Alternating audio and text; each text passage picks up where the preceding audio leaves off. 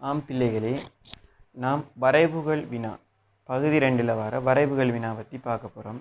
இந்த வரைவுகள் வினா நம்ம செய்கிறோண்டா தரம் 9, 10, 11 வரைவுகளை நம்ம ஃபுல்லாக கிளியராக படிச்சிருக்கணும். வரைவுகளை 11 மட்டும் செஞ்சு போட்டு 10 மட்டும் படிச்சு போட்டு 9 மட்டும் படிச்சு போட்டு வரைவுகள் வினாவில் கை வச்சிடக்கூடாது.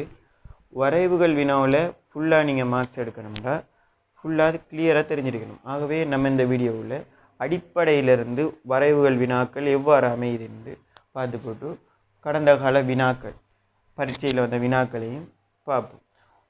நம்ம வரைவுகளை நேர்கோட்டுற வரைவுகள் முதலாவது உங்களுக்கு தெரிஞ்சிருக்கணும். நேர்கோட்டுற பொதுவான சமன்பாடு y=mx. இதுக்கு வெட்டுத்துண்டு வராட்டி y=mxங்கிறது தான் நேர்கோட்டுற சமன்பாடு.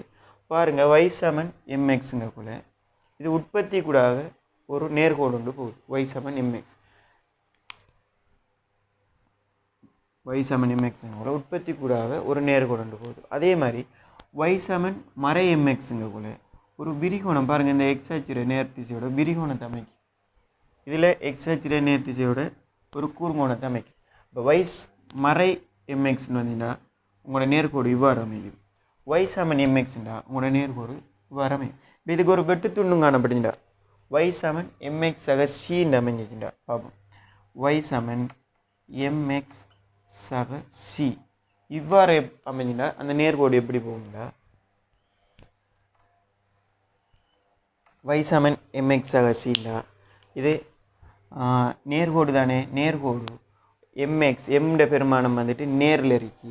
ஆகவே இது எக்ஸ் அச்சின் நேர்த்திசையோட ஒரு கூர்ங்கோணத்தை தான் அமைக்க போகுது.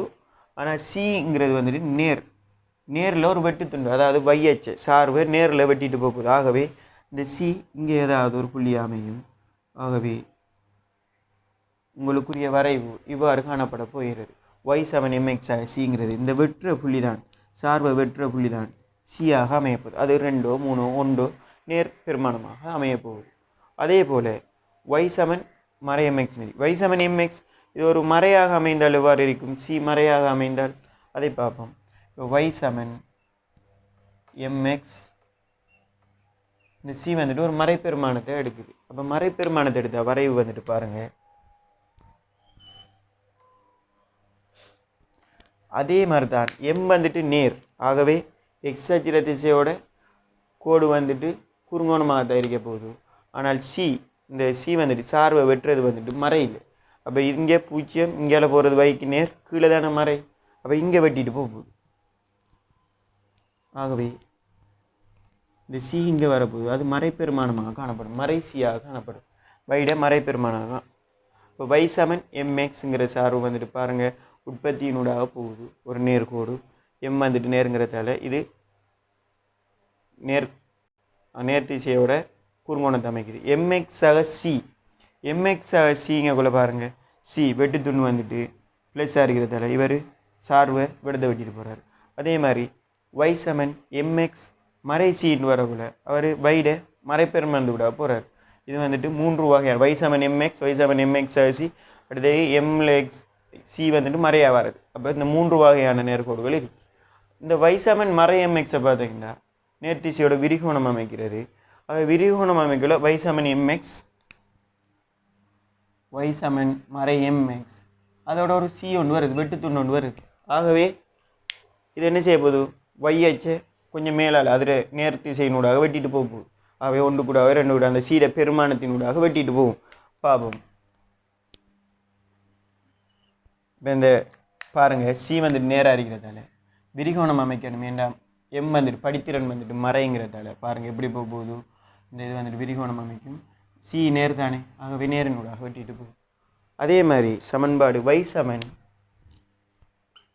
y=mx வெட்டுத்துண்டும் மறையில் வரும், படித்திறனும் மறை வெட்டுத்துண்டும் மறை. அப்போ அதிர வரைவு எப்படி வரப்போகுதுன்னு பார்ப்போம்.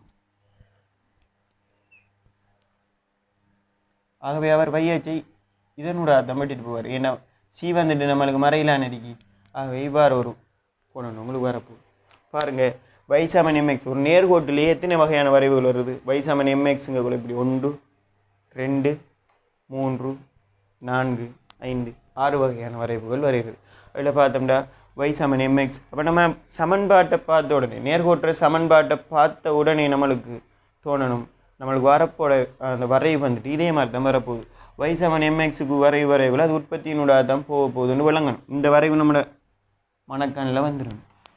அதே மாதிரி y சமன் mx சீண்டா இந்த வரைவு தான் வரப்போகுது. அப்போ ஒவ்வொரு வரைவும் நம்மளுக்கு அந்த கீறத்துக்கு முந்திய படத்தை வரைகிறதுக்கு முந்திய அந்த சமன்பாட்டை பார்த்த உடனே அந்த கோடு இதனூடாகத்தான் போகுதுன்னு நம்மளுக்கு விளங்கணும். அப்போ அதை நம்ம ஃபஸ்ட்டு விளங்கி எடுக்கணும்.